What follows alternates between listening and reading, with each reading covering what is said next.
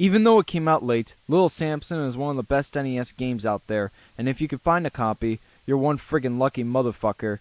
Since the game didn't sell well enough when it was first released, they're very rare and they can go up to as high as $500 to $700 at auction just for the game cartridge alone. I'm not kidding.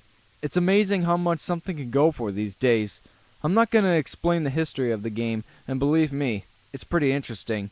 So if you want to know more about it, check out MC Frosticle's video of it. So let's explore into this hidden gem, shall we? The game is a side-scroller where you go from point A to B in each level.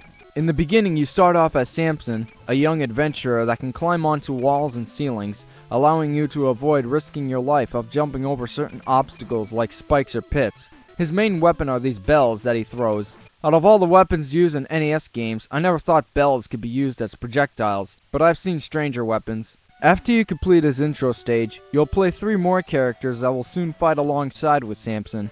Kikira is a dragon that can not only fly, but she can also shoot fire from her breath.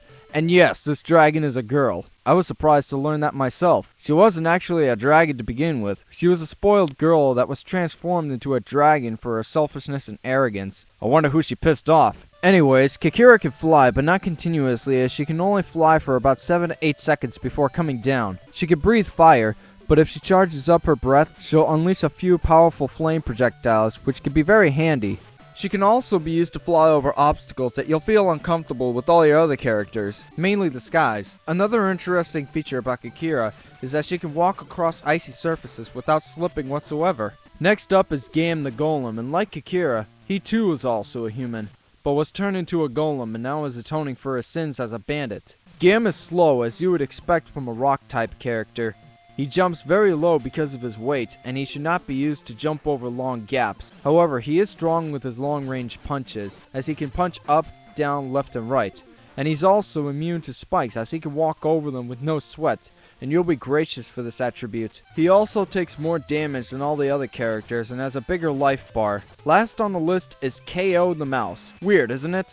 I haven't played as a mouse on the NES since Tom and Jerry. KO was also a human as well, but he drank one of his potions to escape the grasp of a bandit. Sounds familiar, doesn't it? Even though he's small and kind of cute looking, KO is anything but harmless. He can climb on walls and ceilings, much like Samson, but he can get through small narrow spaces and corridors to reach items that can't be achieved by anyone else. He also has the ability to drop little bombs that are very powerful, especially on bosses. Similar to Samus in Metroid, where she uses her Morph Ball to drop bombs. KO's bombs have a wide range after they explode, but he also takes damage very easy, and his health meter is small and should not be used throughout the whole game, only if you're in somewhat of a desperate situation or making a speed run. It's also worth noting that he can run across water without sinking. What the fuck? Let's re-examine these freaks of nature. First, you got an 8-year-old kid jumping and climbing like a frickin' monkey on crack. Then you have a female dragon walking on ice without using her claws that can put figure skaters like Kim Yuna to shame.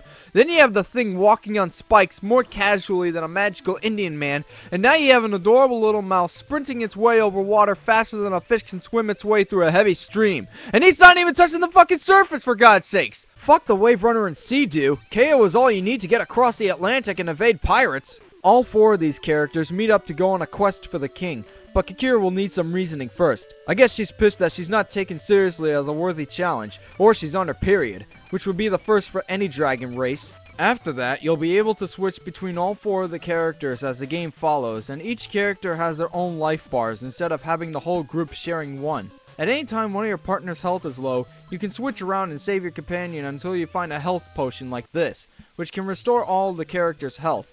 But you have to collect it with the character that needs it in order to use it on them. Another thing about the health is that you can extend the limit of each of your companion's health bars until they reach the max, depending on which mode you're playing on. If it's easy mode, they'll get more, but if it's normal mode, they'll get less. You start out with a few lives, and when you run out of those, it's game over. Thankfully, you can continue with a 4-digit password, which should have been in games like Simon's Quest and The Guardian Legend.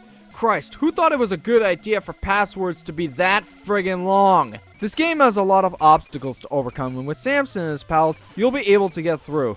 But that's not to say it's a walk in the park. Far from it. The game is not as linear as you would expect from a side-scroller. There are some plot twists to this. Depending on the circumstances, you'll have different scenarios like in the Ruins level. If you use KO to defeat the second form of the boss, you'll advance to the 7th level, the Bubble Cave. Otherwise, you'll move on to the 2nd level in the sky. If you're playing on normal, I'd say use KO. In Stage 3, during the battle with the Water Witch, if you fall down the waterfall, you don't die as you'll hit the ground and Samson will lose his companions and has to go through an alternate stage, taking a ride on this huge ass crab to get them back on his own from a wizard. If you defeat this water bitch, you'll move on to the regular Stage 4, and in that stage at the end, you'll have 2 different routes to take. The top path takes you to Stage 5, while the bottom path takes you to Stage 6. In Stage 8, if Samson's health bar is maxed out by the time you reach this point, you'll move on to Stage 9, otherwise you'll advance to Stage 10. When you get to Stage 13, if you beat the boss on easy mode, you'll get the bad ending, but if you beat it on normal mode, you'll move on to the last stage with the true ending. It's pretty interesting to have these different scenarios, and it gives you more than enough reason to keep on playing if you completed it on easy mode, to explore your curiosity. The mechanics of this game play similar to Mega Man, but that's no surprise considering the fact that the company who made this game were once with Capcom, but broke away from them. However, that's a whole different story. The plot is not explained in the game, even though the characters say stuff with their lips, no text appears. The story is written in the manual, but not every game needs a story. But it goes that the kingdom of the Imperial Forgy is being tormented by Takid, the Prince of Darkness, who was imprisoned by the same land for centuries and has escaped to seek his revenge on the kingdom. Emperor Hans has learned about the 4 people that possesses the majestic bells of power. He calls for them to meet him and unite them to rid the world of Takid and save all before it's too late. Sounds good enough. This game has some of the best graphics I've ever seen in an NES game, especially this late in the lifespan. All the characters looks nicely detailed and colored, and the levels are fantastic. The animation is also very smooth and well balanced, especially the way Samson jumps as he does this nice spin in the air that doesn't glitch or pixelate out of place. I have absolutely no complaints in this department. The graphics are appealing enough for you to keep playing and see more. The controls are very quick and responsive, and they're also very easy to learn. The controls get better when you can climb on walls and ceilings, particularly with Samson and KO. I think the somewhat hard part with the controls is with Kikira, who flies and you have to hold the A button to stay afloat while dealing with enemies in the air, but even that's pretty easy to follow. I think the only downside is that you have to keep tapping the B button to shoot many projectiles while you're contending with enemies or bosses while maneuvering your way as this adventure goes on. But you don't have to worry too much about that until you get to the end of the game. Other than those couple of gripes, the controls are overall perfect and painless. The music is also perfect, but I feel that Takeru focused more on quality than quantity as there's not a lot of music in this game, but that's not a bad thing. There's no in-game music other than the boss fights and the final levels. Each character you play as have their own soundtrack, which is unique and each theme fits them well. But when you get near the end of the game, the characters' themes disappear and you'll hear different music. Even though the music is flawless and not monotonous, I feel that a few more tracks should have been added to this game. The difficulty of this game starts out easy to let you get adjusted to the gameplay, but when the journey begins, holy shit does it get difficult, especially on normal, which has more enemies than easy does, and you take more damage from hits. From the box cover, you might judge it too soon thinking it's a cakewalk, but nobody said this game would be easy, even with the cuteness of the cover or the characters. It can get intense with a boss like the Reaper here. If you touch him even once or twice with any character, you die, but in most cases, it's instant death, hence the name Death. Not to mention the minions he summons, which can be a pain in the ass. The boss that always gives me complete frustration is the second form of the boss in Stage 13, as it can get insane. He becomes a head that is open to damage for only a split second before he goes far into the background and launches a ton of red flashing balls that are almost impossible to nail their pattern, and it leaves you vulnerable to attack repeatedly, and I still can't figure out the constellation of these balls. It's ridiculous! I just jump and dodge for my life while taking as little damage as possible, and if you're facing this dick face on normal, I can guarantee that you'll get killed many times before winning by pure luck. Why is it that every hidden gem I come across and admire, they're always friggin' difficult? On normal mode, the final boss is a real pushover compared to this asshole. The game is not criminally hard where you would get all pissed off at your TV and smash a controller to pieces.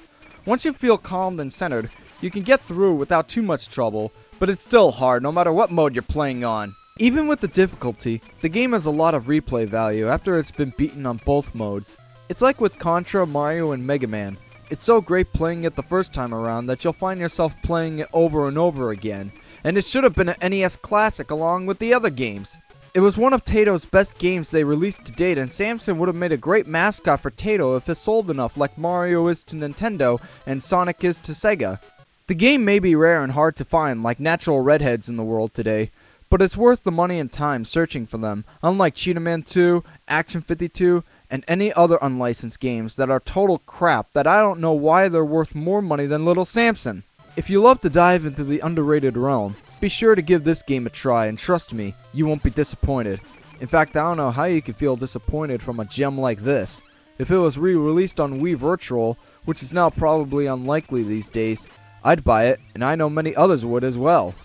I only wished I was born earlier to buy a copy of this game when it was first released and hold on to it, along with stadium events, and never open it. Whatever taste buds you have, play this game and you'll find yourself enjoying it. It's like sex. The sight of it is breathtaking, the feel is intoxicating, and the experience is unforgettable. How's that for a closing thought on a game like this? Thanks for watching. I'm Riley Sky. See you later.